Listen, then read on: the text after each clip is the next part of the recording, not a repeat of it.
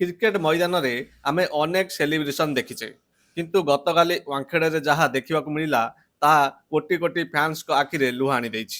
ଜଣେ ଖେଳାଳି ନିଜ ମାଆଙ୍କୁ ହରାଇବାର ମାତ୍ର 48 ଘଣ୍ଟା ପରେ ପଡ଼ିଆକୁ ଓହ୍ଲାଇଲେ ଏବଂ ନିଜ ଟିମ୍ ପାଇଁ ସର୍ବସ୍ୱ ଦେଇଦେଲେ। ସେ ଆଉ କେହି ନୁହନ୍ତି, ସେ ହେଉଛନ୍ତି ସିଏସ୍କେର ଷ୍ଟାର ବୋଲର ମୁକେଶ ଚୌଧୁରୀ। ମଙ୍ଗଳବାର ଦିନ ମୁକେଶଙ୍କ ପାଇଁ ଏକ ଅନ୍ଧକାର ସମୟ ଆସିଥିଲା, ଯେତେବେଳେ ତାଙ୍କ ମା ଏହି ଦୁନିଆ ଛାଡ଼ି ଚାଲିଗଲେ। ଜଣେ ସନ୍ତାନ ପାଇଁ ଏହାଠାରୁ ବଡ଼ ଦୁଃଖ କିଛି ନଥାଏ, କିନ୍ତୁ ମୁକେଶ ଜାଣିଥିଲେ ଯେ ତାଙ୍କ ଦଳକୁ ତାଙ୍କର ଆବଶ୍ୟକତା ଅଛି। ଶେଷକୃତ୍ୟ ସାରିବା ପରେ ସେ ସିଧା ମୁମ୍ବାଇରେ ଦଳ ସହ ଯୋଗଦେଲେ। ତାଙ୍କୁ ସମ୍ମାନ ଜଣାଇ ସିଏସ୍କେର ସମସ୍ତ ଖେଳାଳି ଆଜି ହାତରେ କଳା ପଟି ବାନ୍ଧି ପଡ଼ିଆକୁ ଓହ୍ଲାଇଛନ୍ତି।